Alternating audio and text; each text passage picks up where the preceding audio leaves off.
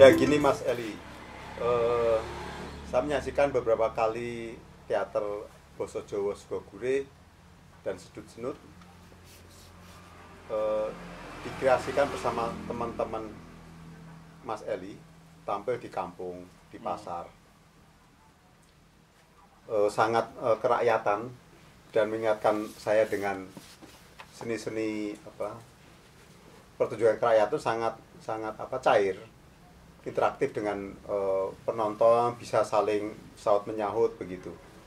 Ada pemikiran mendasar apa dengan gerakan teater merakyat seperti ini? Bagaimana batas panggung dan kehidupan nyata itu tidak ada, jadi bisa apa adanya dan orang rileks. Jadi walaupun di panggung, tapi panggung itu bisa menjadi bagian dari ini, napas sehari-hari. Ya. Itu begitu. Ya, jadi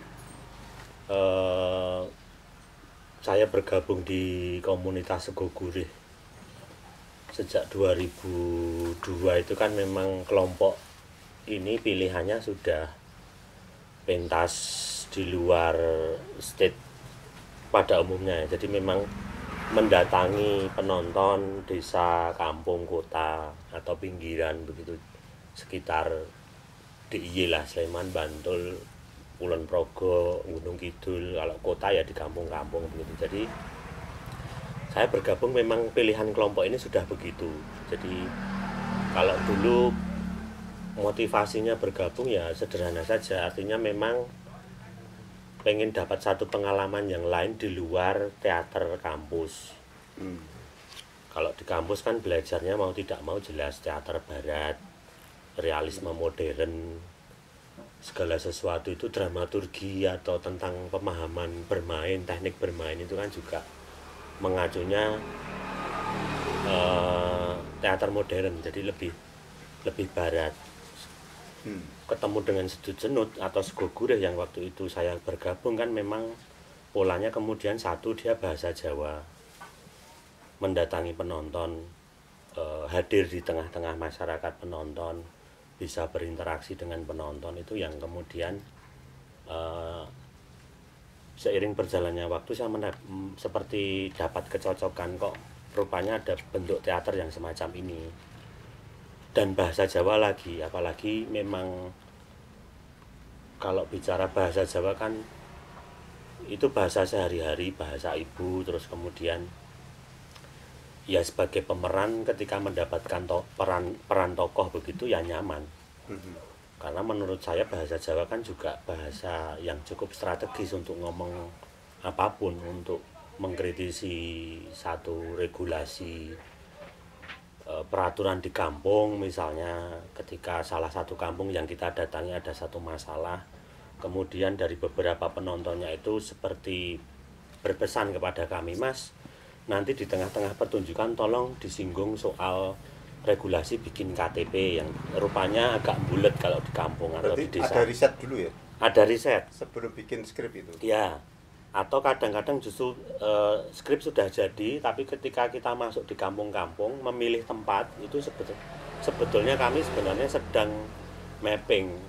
Tidak hanya mapping tempat, kami juga melakukan perizinan kepada Pak Dukuh, terus kemudian kerjasama dengan Karang Taruna setempat.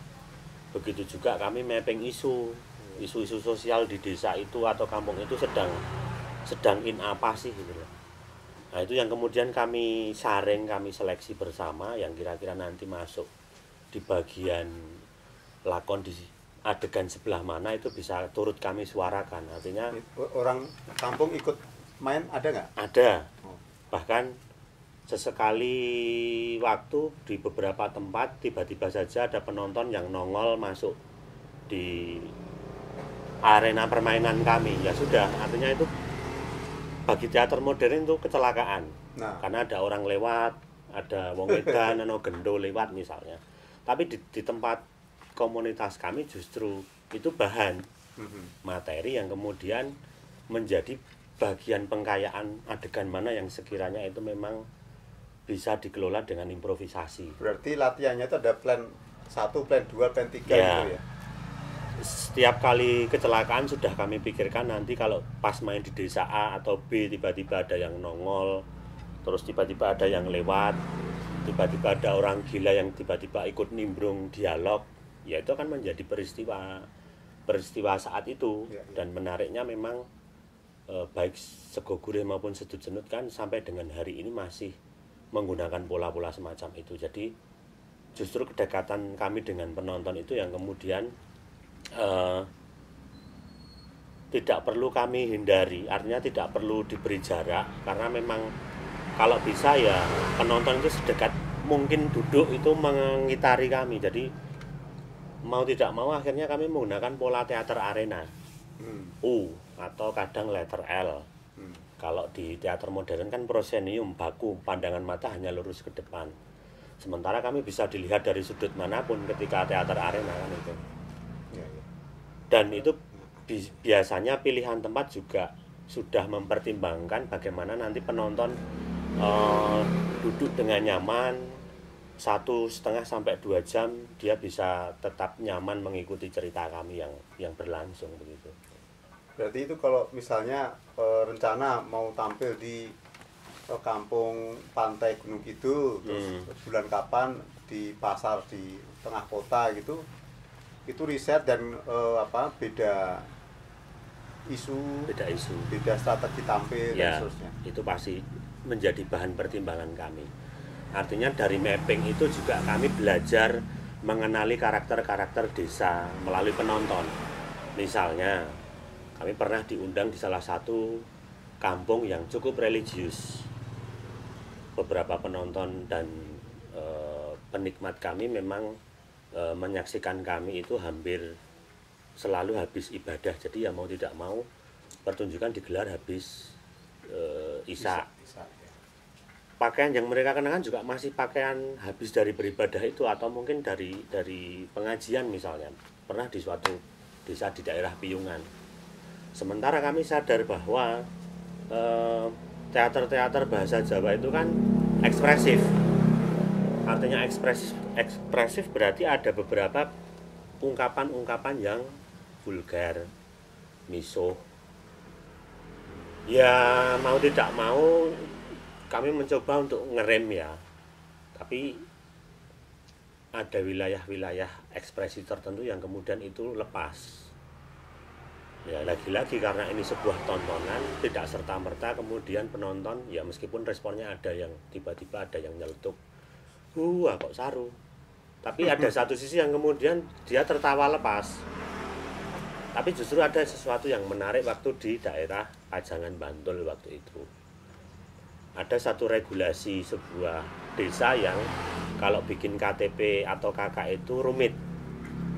Jadi kami datang ke sana itu selain mapping tempat, memilih mana lokasi yang akan kami pentas, kami juga tanya-tanya. Kira-kira di sini ada persoalan apa yang nanti mungkin bisa kami suarakan di atas pentas. Mas tolong kritisi salah satu Pak RT kami, karena dia punya kebijakan yang menurut warga itu agak bulet, agak ruwet. Ya sudah, malamnya kami pentas, aspirasi itu mau tidak mau terus kami suarakan juga. Dilalah Pak RT yang disindir itu nonton. Hebatnya pertunjukan teater, ketika yang dikritisi itu nonton, dia tidak marah, tapi justru ketawa. Ya berarti peristiwa sebuah teater berhasil. Itu kekuatan seni. Ya, pada akhirnya kan medium teater sebagai alat untuk turut menyadarkan nilai-nilai secara tidak langsung, menurut kami waktu itu berhasil. Nah itu setelah Sego Gurih dan Sedut Senut itu tampil satu kampung, mereka merasa itu berfungsi secara komunikatif, isu-isu problem di sana, kemudian meninggali warisan budaya teater seperti ini di sana, kemudian tumbuh, dilatih, terus ketika sudah pergi itu masih aktif gitu enggak? Itu pernah terjadi di daerah Karangtengah Imogiri. Jadi kami diundang satu komunitas, jadi Karang Taruna Desa Karangtengah Imogiri, desa sebelah selatan Pasar Imogiri.